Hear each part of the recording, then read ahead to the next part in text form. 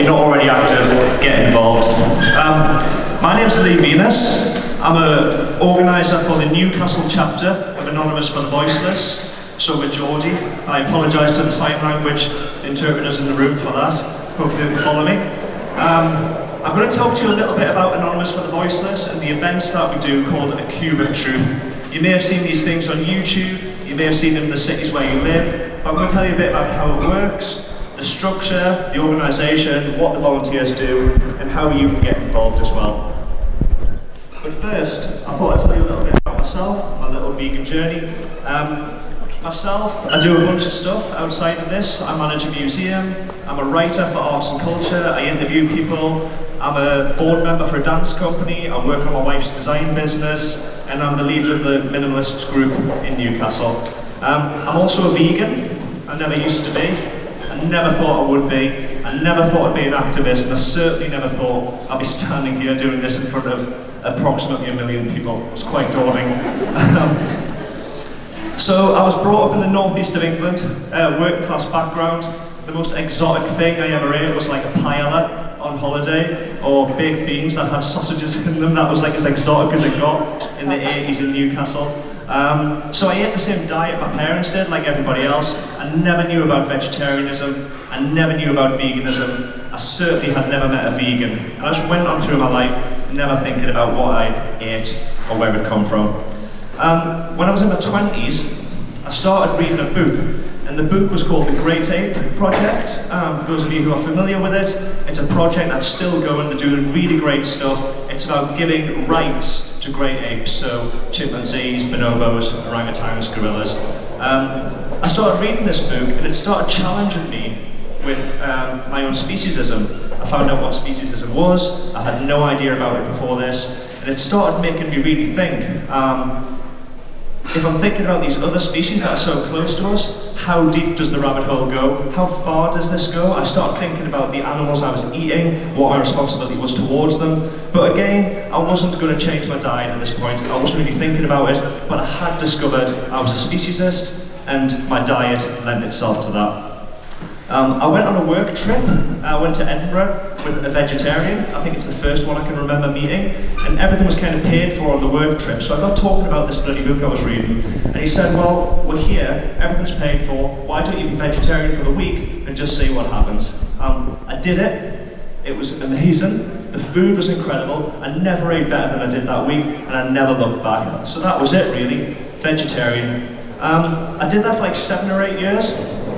But I never really thought about veganism. I had a couple of vegans who were telling me that I should be vegan. But I thought they were crazy at this point. I thought I was doing enough. I wasn't eating animals, I was eating milk, I was eating cheese, I wasn't killing animals, so I was alright. I certainly didn't want to be thought of as a vegan, so I had no intention of doing it. But then, over the years, I started following these YouTube accounts, people like Earthling Ed, James Aspey, Joey Carbstrong, and they were doing cubes of truth, doing outreach in the street, talking to people. And everything the people were saying to the outreachers, I kind of agreed with. I was on the people side of the argument at this point, but I started understanding the message, it started filtering in a bit more. And then one night, we'd had Cowspiracy kind of tagged on our list on Netflix to watch for ages, but we didn't want to watch it because it seemed like some sort of weird, dark web, conspiratorial thing, so we didn't want to touch it. We threw it on one night, my wife and I, who's in the front row there. We were sitting, watching it, and we were completely spellbound. And we sat there, and the credits rolled at the end, and we both sat not wanting to look at each other, because we both thought, like, oh, we're going to have to be vegan now. And we sort of, and you know, this like awkward moment, you know, when you don't know if the film's good or not, and you don't want to talk to the other person. So we sort of slowly turned to each other, teary-eyed, and we were like, we've got to do it, don't we? We went, yeah. And like, that was it. So we went vegan on the spot. And that was 3.5 years ago.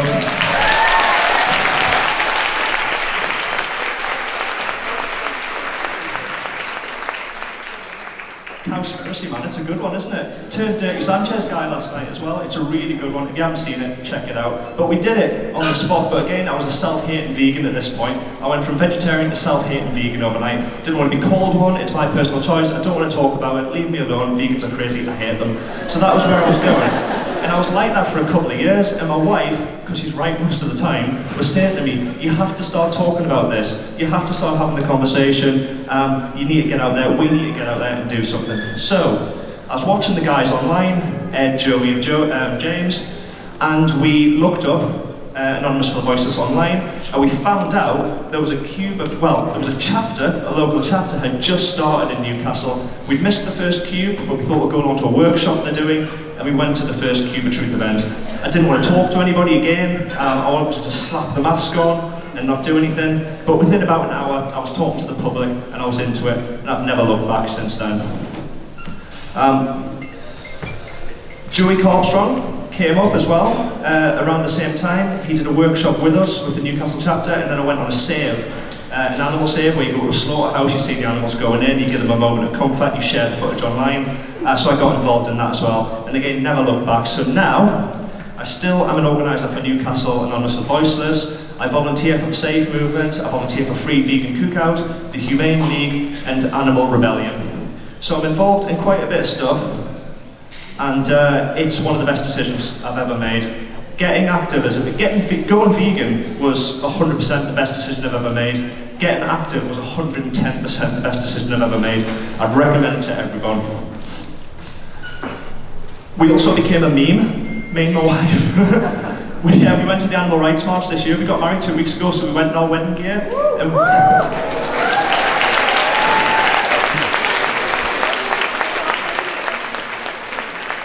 And we had these signs that we just kind of quickly tossed off as we went out of the house in the morning that said, yes, just married, marching for the animals, and yes, our kids will be vegan. And it went everywhere. It's sickening. It's getting weird. We haven't been in the comments yet because I can't, but thanks to all the vegans who've been in there defending us against all the people attacking us. It's been really great to see. So becoming a meme, I'm not becoming a mime. Becoming a meme is kind of my peak so far until this today. This is pretty crazy. So that's my journey, but just so I know the room, can you put your hands up if you're active as a vegan in any way? Oh, that's amazing, look at that, that's nearly half the room, that's absolutely class. Keep your hands up, I'll put them back up if you've ever done a Cube of Truth before. Oh, bloody hell, right, you can leave now. You know? Yeah. Well, for those of you who have never attended a Cube before, or for those who don't know a great deal about it, I'll give you a dead brief introduction. It was established in April 2016 in Melbourne, Australia by Paul Bashir and Asal Amadari. It's an animal rights organisation that specialises in street activism. We have over 1,000 groups or chapters all across the world now. There's around 100 thereabouts in the UK alone, and over 15,000 events. We've convinced nearly 250,000 people across the world to seriously consider a vegan way of living.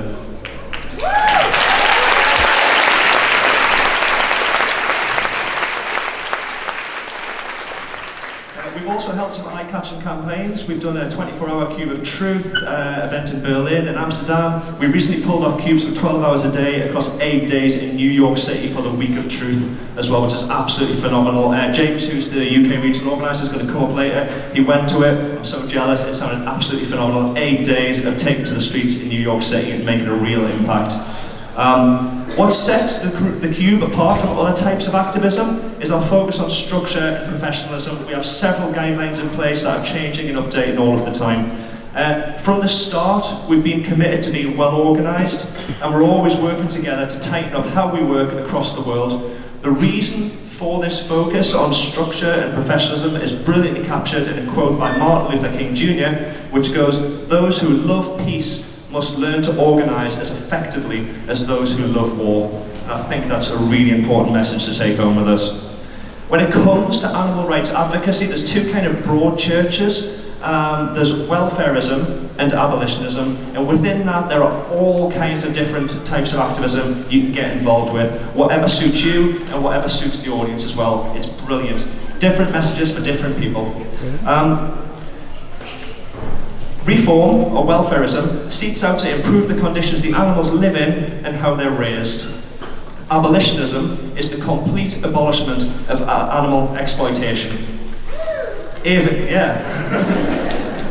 AV is an abolitionist organisation. Like I said, I volunteer for other groups, but when I volunteer for AV, I put forward an abolitionist message on animal exploitation. We see welfareism as an enabler for exploitation to continue. A prime example of this is when battery cages for egg-laying hens were banned in this country in 2012 to be replaced by enriched cages, which gives the chickens about another A4 size bit of paper to live in. You can see the problem there. Welfare can only go so far because the animals are still seen as objects to be used for our own purposes. Another way we talk about it, this is a good one for conversation in the street as well with non-vegans, is the Yulin festival in China. Obviously the dog meat festival, I'm sure we're all very aware of it.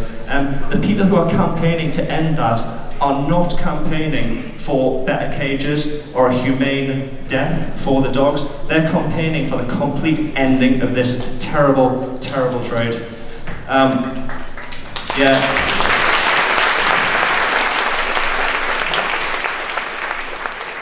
So the way we see it is, why should any other animal be different? They all deserve complete freedom. They don't deserve better conditions, although people do move the needle towards a vegan world by getting better conditions for them. The sooner we get to an abolition state, the better.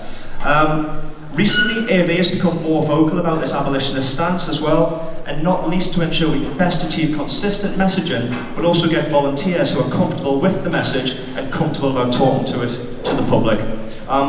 So we're going to talk about the events themselves now. We've got a little cube set up here just to show you kind of how it works. We've got a couple of people who are going to be variously outreachers and bystanders, just to give you a flavour of how it works. And obviously you can see stuff on the screen behind us as well. There are primarily two elements. There's the cube itself, the structure in the middle, and there are the organisers and, the outreachers who do the talks to the public and monitor the cube. Firstly, we ask everyone to wear black clothing and to take the demonstration seriously and to follow instruction from the event organisers.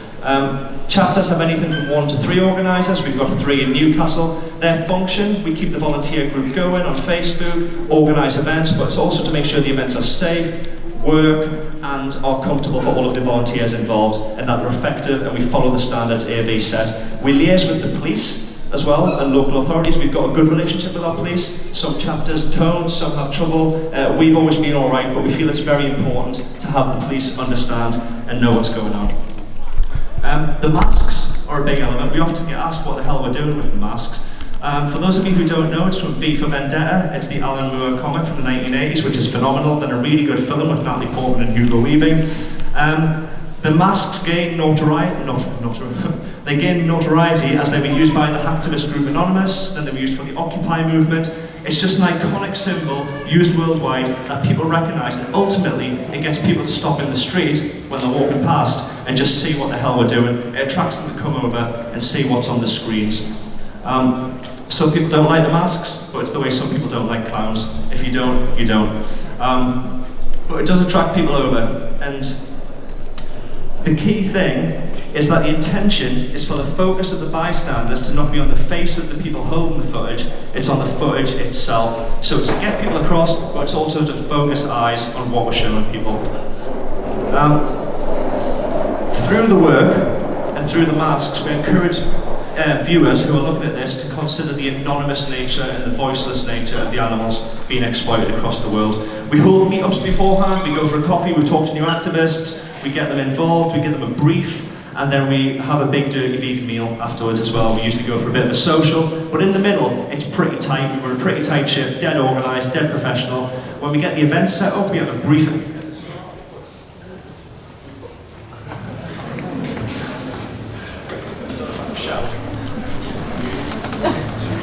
2, 1.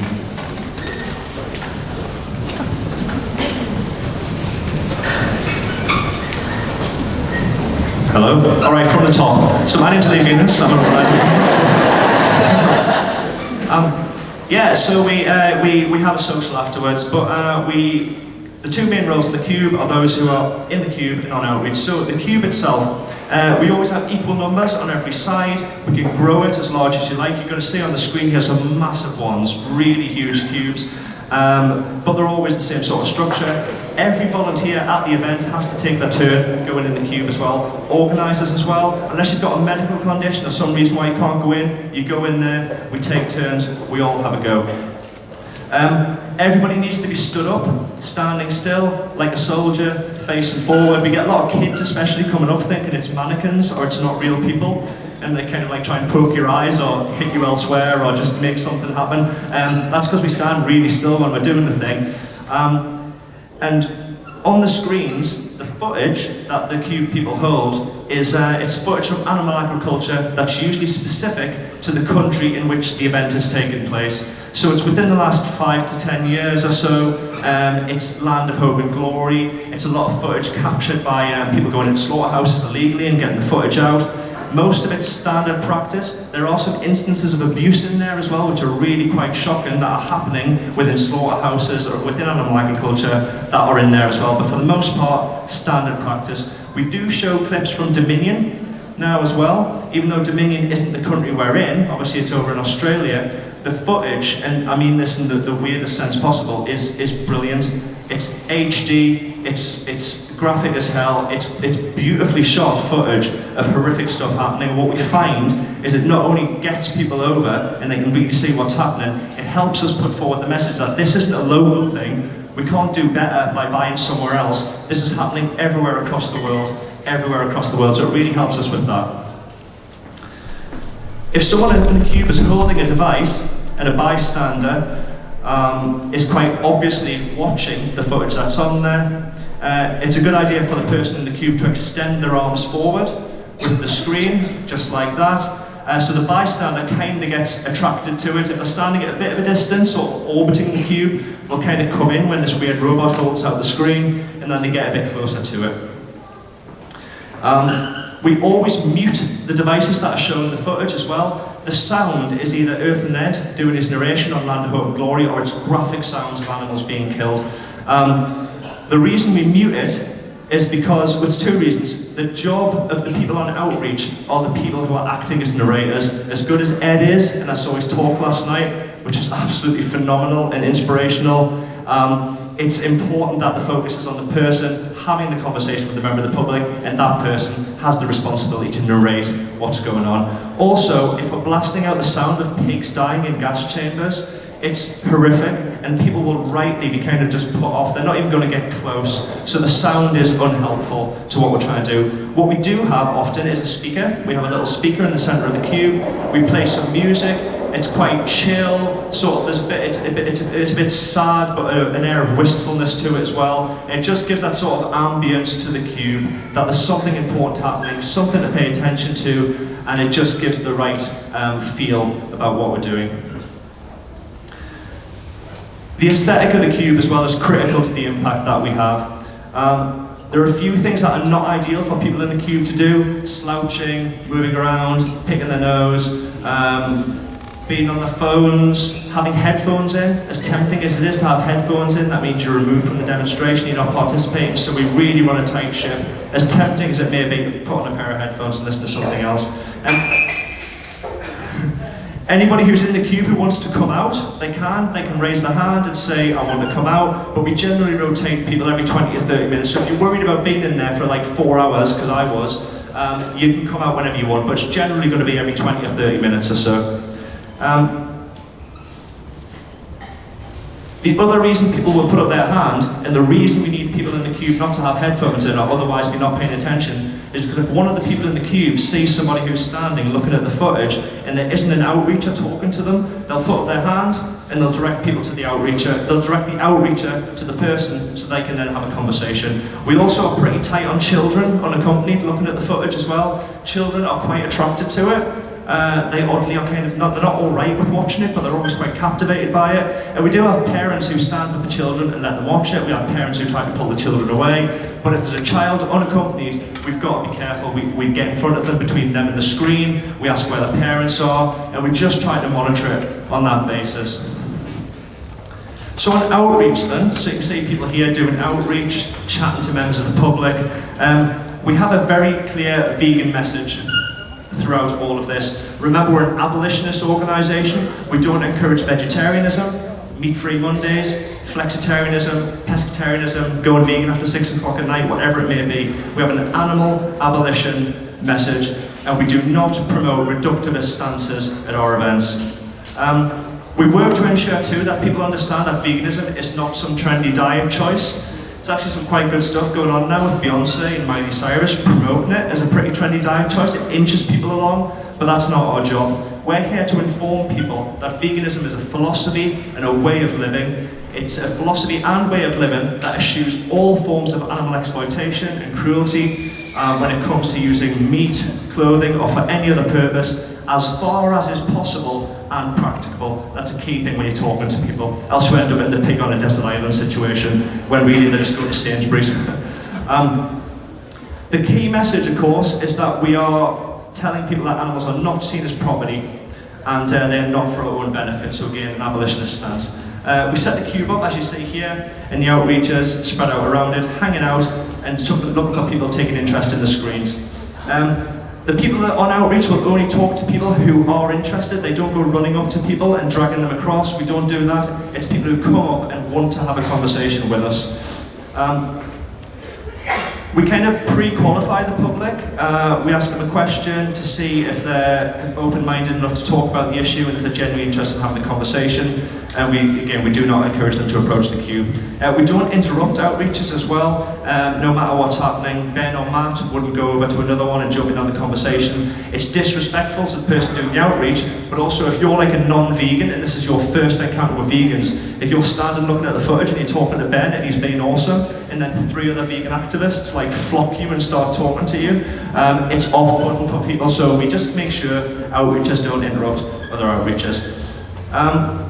Again as well, one of the key things with this is that the cube itself, it's part demonstration, but it's a street art performance. This thing looks the same across the world no matter where you go. We're very strict on the structure, the colours, everything we do, and this is so that it looks exactly the same wherever you go. People are attracted to it, but it is street art as much as it is a demonstration. Can anyone raise your hand if you're familiar with the Socratic method of conversation? Oh, that's really good. Are you all in AV already? Yeah. Well, it's a method of conversation that we encourage in the cube. It's as simple as this. It's asking questions. It really does take the onus and the pressure off the people who are doing outreach to know a whole load of vegan facts and vegan statistics. The idea is that we get people who we're talking to arrive at a vegan conclusion themselves. It's an old method of conversation and dialogue that encourages people to reflect on their own morality, on their own ethics, and come to their own opinions and arrive at a vegan conclusion. It's essentially asking questions and putting it back on the person to answer why they eat animals or why they wouldn't consider veganism. We always remain polite, calm and respectful when engaging with the public, and we do ask them if they'd like to know why we're here. So that's the first question we ask. Do you want to know why we're here? They'll say yes or no. If it's no, we leave them alone. If it's yes, we can start the conversation with them. We say to them, one of the Socratic methods, we are showing footage of standard practice around the world of how we exploit animals. Much of the footage is free range. Have you seen this kind of thing? And then it goes on to them, they talk about if they've seen it or not. And then similarly, you can ask a question like, how does this make you feel? Would you say this is wrong? And then when you get down the rabbit hole of, well, I just like the taste, it's, well, do you think the taste is worth more than an animal's life? And you get into all of those questions, just keep sort of battling it back to them, and eventually they kind of arrive at a vegan conclusion, or they bend over backwards. I had one woman tell me she would literally eat herself. It was amazing. And she said, I didn't say that. I said, you did. Like there's somebody filming it, you just said you'd eat yourself, and then she just walked off and above. So she's not somebody who I got the vegan message through to, unfortunately. We do use something called the feel, felt, found method as well. It's a sales-based approach. It's very, very familiar across the world. But the idea is that here's what it sounds like. I understand that you feel like you'd miss out on a bunch of your favorite foods. I felt the same way before I became vegan, but what I found after I became vegan was that I ate better than I ever had. I feel better, I feel healthier, I look great, all that kind of thing. Feel, felt, found. Also, I understand how you feel. You can't imagine being a vegan. I felt that I couldn't imagine being a vegan as well, but what I found is that I couldn't justify a sandwich or 5 minutes of taste over the life of an animal. So feel, felt, found, it's just a sales technique that kind of works. We do this thing called the 100 points system as well. Again, these are just conversations we're having. This is all working in the background as we're talking to people. But the 100 points is, if you imagine 0 is you don't even know what a vegan is, 100 is you're fully vegan. We kind of imagine when we're talking to people that we're moving them along that scale. So somebody's saying a cube of truth one week, it might be, right, 5 points. They've seen some vegans in the street doing something stupid, they think they're idiots. They come past us next week, they see the footage, they walk away, another 10 points, they're up to 15 points, they're a bit closer to being vegan, and on and on and on. So eventually we're trying to get people to 100. Again, it's just a way of thinking about it. And also for the people who are doing outreach, not every conversation ends well. Not every conversation ends with somebody taking veganism seriously, but every conversation matters. Every little seed that we plant matters somewhere. Like I say, it took a long while for me to get there. I had seeds planted before I knew anybody was doing any gardening in my brain. It took a long time to get there, so every conversation matters, no matter how it goes. It all helps. The technique we use when speaking about animals is critical too. It's never it, it's he, she, them. We want people to connect with the animals as individuals. It's critical to what we do. We mentioned vegetarians and flexitarians and whatnot earlier. We do talk to these people. It's really interesting. What we try to do is work out why they do what they do, why they're in the position they are. We try to understand it, again using that same method, but we attempt to educate them. Dairy, eggs, wool, all of that, animal testing, all the other ways they contribute to animal exploitation. And we're clear that veganism is not a diet, it is a lifestyle, and we are attempting to reduce injustice in the world.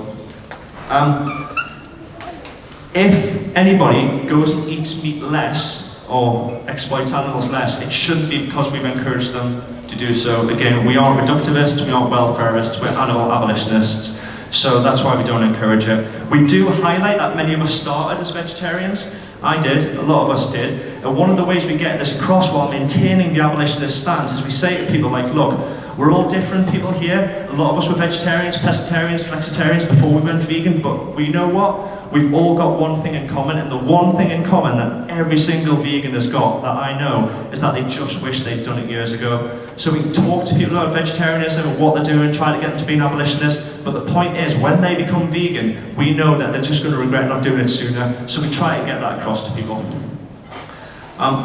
We do encounter excuses. People, you know, bacon though, lions though, fairies though, we've had that. We've got a lot of flat earthers as well who are against veganism for some reason. We've got a heavy flat earth community in the northeast, I don't know why. There's like graffiti everywhere and they often come up to the cubes. But we always just try and bring them back to the injustice, connect them with the animals, address their points, address the bacon issue, and get them to connect with the animals. We don't really have time for time wasters. We get people coming past shouting, I want a burger, or whatever, I say, us too. We just don't eat them with meat in them. We get them, we don't waste our time on them. So if somebody's running past and they feel like they're just coming past and they want a bit of literature, we give them something, but if somebody's a genuine time waster, we don't bother with them. We've got plenty of conversations we could be having. We just ask people to have a nice day and carry on with their lives. We also avoid conversations around how to be vegan. We're not here to tell people how to be vegan. You can get the Deliciously Ella app, you can go onto YouTube and find out a million ways how to be vegan. We've got like 10 to 15 minutes with somebody who's not vegan to connect them to animal exploitation. We're not here to go through recipes or all of that kind of thing. We're here to connect them to the animals and make sure they understand. And that's why we don't talk about how to be vegan. Why to be vegan is what we do.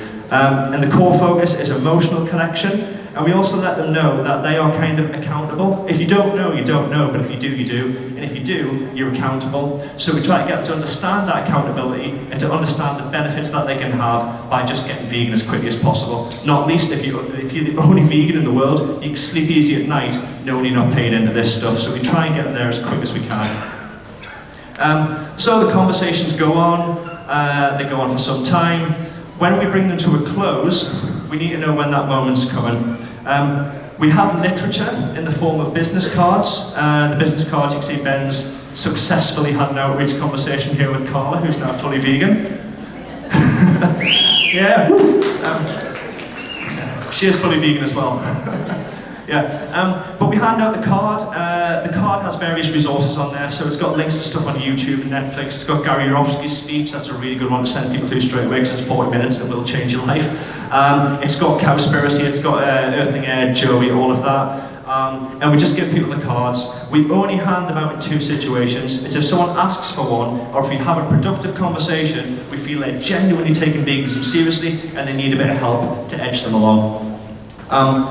We do a hard sell on the benefits. We talked about not having this on your... We've changed that now. You can only do one event if you're non-vegan. If you're not vegan after one event, you can't do it. We've really tightened the ship, and we've changed how the volunteers feel about this.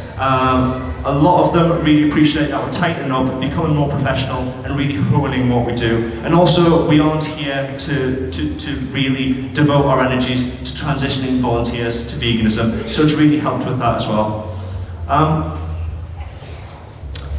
This set of guidelines and our stance really sets the Cube of Truth apart from everything else, all the other forms of activism out there. But there are many different kinds of activism that suit different people, but these protocols are not in place for the fun of it, they're here with a purpose, and what we know is that we understand that the more professionally we operate and the more strict we are with what we do, the more effective we are, and the better we can be as a machine that creates vegans.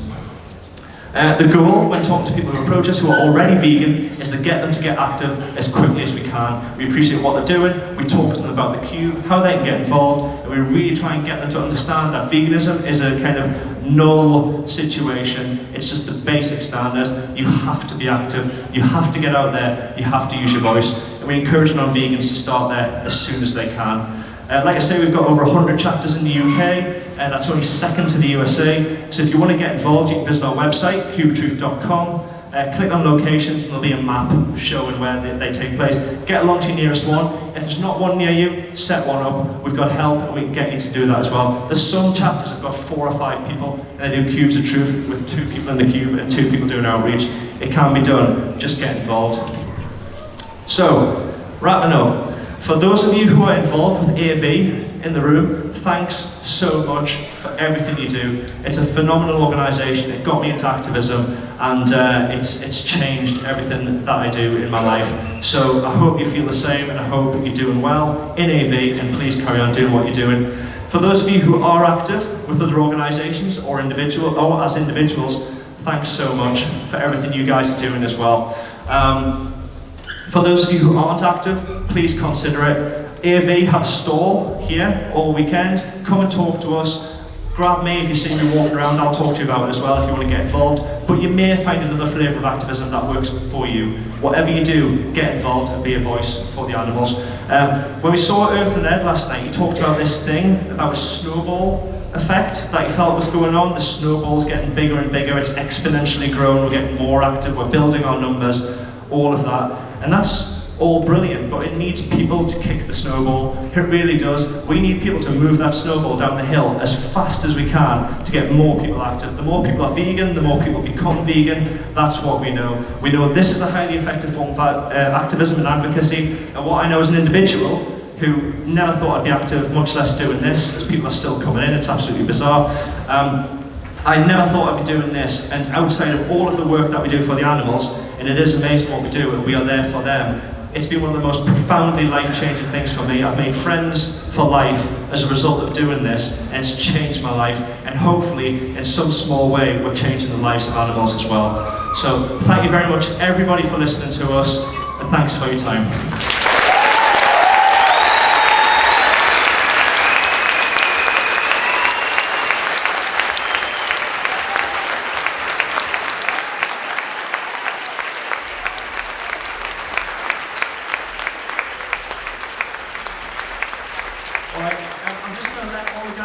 And get off the stage because I know they're getting weary and it's probably time to change around now. So give them a round of applause.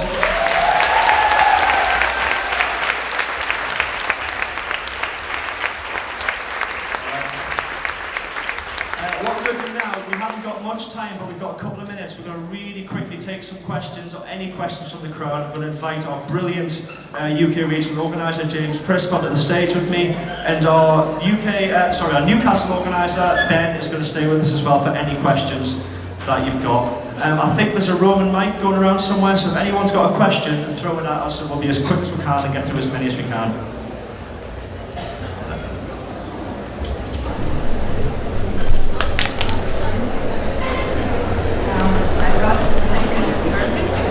I got the message with the mask, but I would like to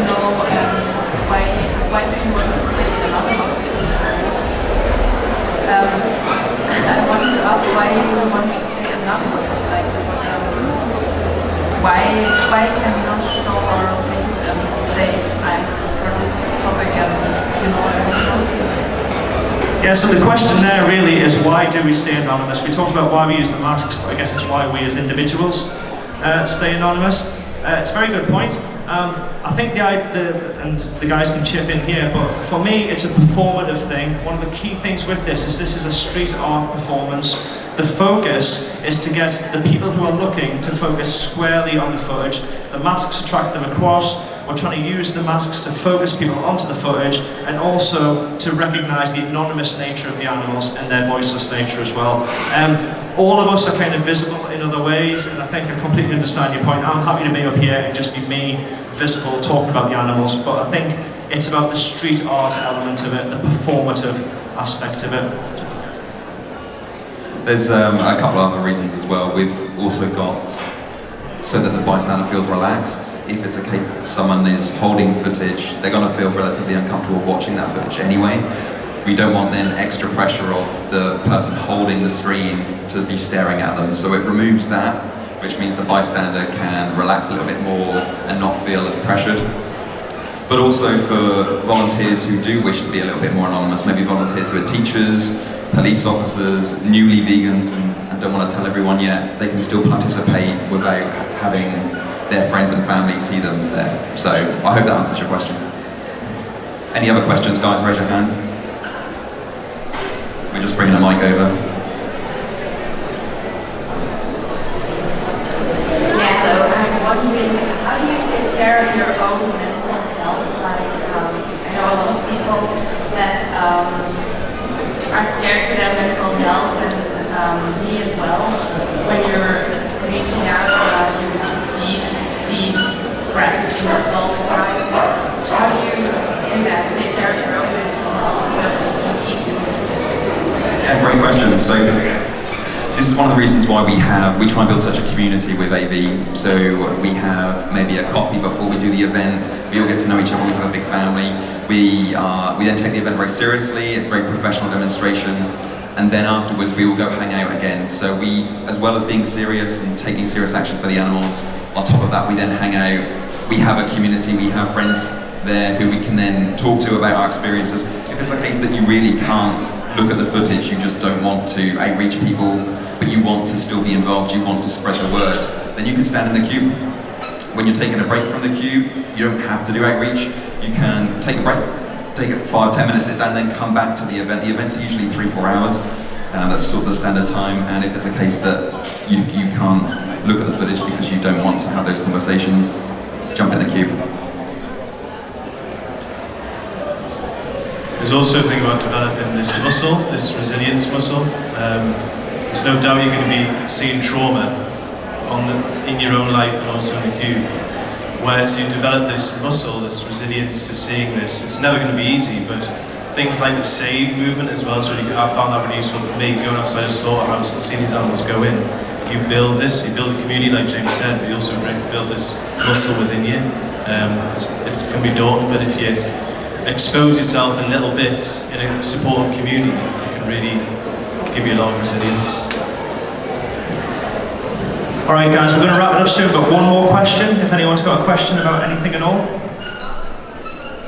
I can't see. Oh yeah, go.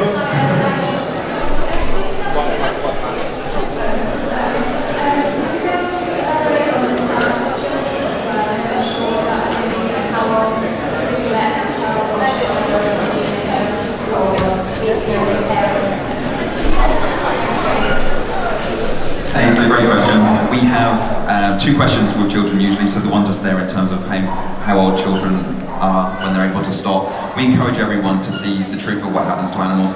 Like Lee mentioned, some parents encourage their children to stop and watch what happens, others do drag them away. It's totally up to the parent, of course. We're not going to force anything onto a child, just like we don't force adult members of the public to stop and watch.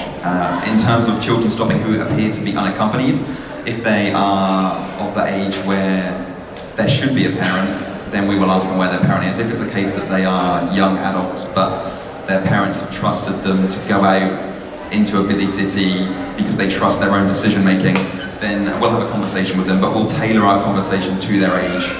And yeah, so it's age specific. The second question we usually get with children is, can children participate? And the answer is yes, as long as their parents know where they are. Usually it's the parents joining them as well. And for our local chapter, certainly our youngest child, Activist, is 8, and they've done 2 cubes with us now. Yeah, same. We've got this little girl who does cubes all across the northeast. She's absolutely phenomenal. You'd cry watching her do it. She's one of the best outreachers we've got, because they're kind of standing there watching the footage, and this tiny, gorgeous little girl comes up and says, "Have you seen this sort of thing before?" It's amazing, and it shows them as well that, you know, you're not too young to think about this stuff and to take it seriously and to understand it as well. It's pretty straightforward. If you love animals, just stop eating them and exploiting them. So yeah, kids are great in the cube. It's really effective. We're going to wrap up now, but Matt's going to grab a quick picture of us with all you guys in the background, because this is phenomenal. I don't think any of us have had this before. If that's all right, just put your hands up or like wave or whatever it is you do.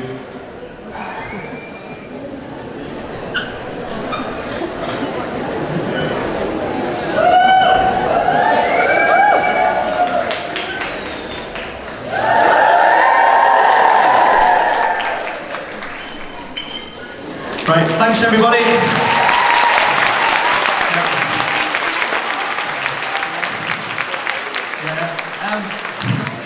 Quick dirty plug, the stall is selling merch at 25% off all this weekend.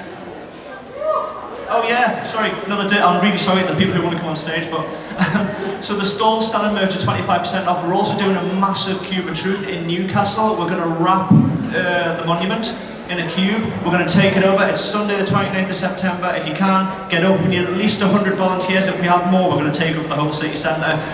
Activists who live in the northeast are putting people up in their houses. So if you can, join us on Facebook and come up. Animal Rebellion is up next. Hang around for them. They're doing awesome stuff. But thanks again, everybody, and have a good day.